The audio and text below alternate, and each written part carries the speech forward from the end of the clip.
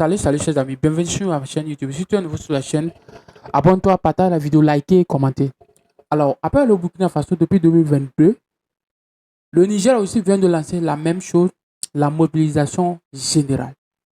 Et un pays jeune a besoin de ça. Faire mobiliser, faire travailler sa population. Faire en sorte que sa population soit dynamique.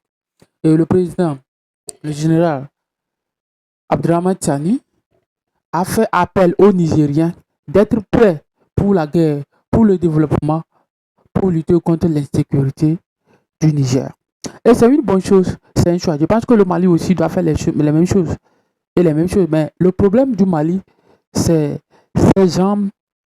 Parce que quand on prenait le Burkina, le Mali et le Niger, il n'y a pas ces gens d'opposition très dynamiques. Il n'y a pas ces gens d'opposition. Parce qu'au Mali, il y a des personnes qui sont contre le pouvoir, surtout Imam Mahmoud Dicko, qui est en exil et en Algérie. Et Imam Mahmoud Dicko, qui tout dernièrement, lors du sommet de l'AES, a déclaré soutenir un mouvement pour la conquête du pouvoir. Voilà. Donc, le Niger ayant fait la mobilisation générale, je pense que les Maliens doivent suivre le même processus. Il faudra que ces pays-là comprennent que il faut qu'ils aillent dans un même dynamisme.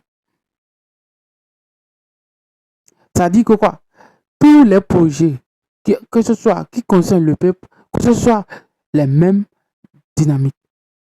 Et ça permettra d'avoir une cohérence, une évolution très cohérente. Parce que on ne veut pas voir que dans un pays, la mobilisation, les populations comprennent plus que dans un autre pays. Non, il faudrait que toute la population soit attentive à leurs dirigeants, à leurs leaders.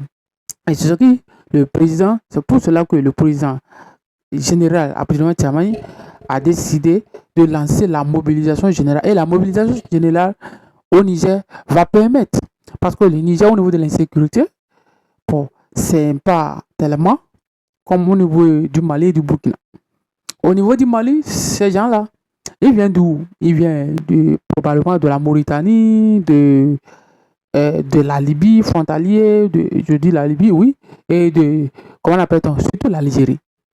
Parce que depuis là, on ne peut pas comprendre que l'Algérie, qui fut un pays, le Mali était la base arrière pour l'indépendance de l'Algérie. C'est grâce au Mali que ceux qui ont pris la tête, qui ont pris l'indépendance de l'Algérie, ont pu lutter contre la France. Sur Modibo Keïta. C'est Modibo Keïta qui a offert la plume et parapluie aux Algériens. Et aujourd'hui, l'Algérie se retrouve contre le Mali. Et vous allez voir la majorité de ces djihadistes, de ces gens qui sont à la tête des mouvements djihadistes, ce sont les Algériens. Ce sont des groupes mineurs qui veulent diviser le Mali en deux. Ils veulent, soi-disant que le Mali appartient.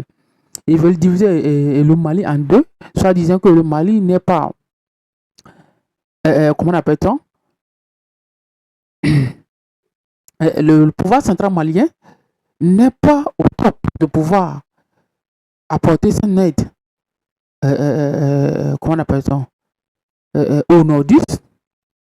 Et c'est ce qui a enflammé la chose, parce que les médias ont pris la chose très comme ça, et c'est comme ça. Mais lorsqu'on déclenche, parce que lorsque le capitaine Ibrahim Traoré a déclenché la mobilisation générale, tous les Burkinabés ont compris. Il y a eu une communication très forte dans les médias, dans les radios, et ça a permis, dans les réseaux sociaux, et ça a permis que les Burkinabés, aujourd'hui au Burkina, ça serait difficile. Regardez les tentatives de coup d'État. Près de 20 tentatives contre le capitaine Ibrahim Traoré. Tout a été déjoué. Et aujourd'hui, tous ses ennemis, le capitaine arrive à vaincre tous ses ennemis. Et si aujourd'hui la population comprenne qu'il faut s'allier derrière le leader, alors ce leader a le pouvoir de faire tout ce qu'il veut pour le peuple, de pouvoir battre son projet, de pouvoir faire asseoir son projet de développement pour ses citoyens. Voilà ce que moi je pense pour les pays de l'AES. Si tu es nouveau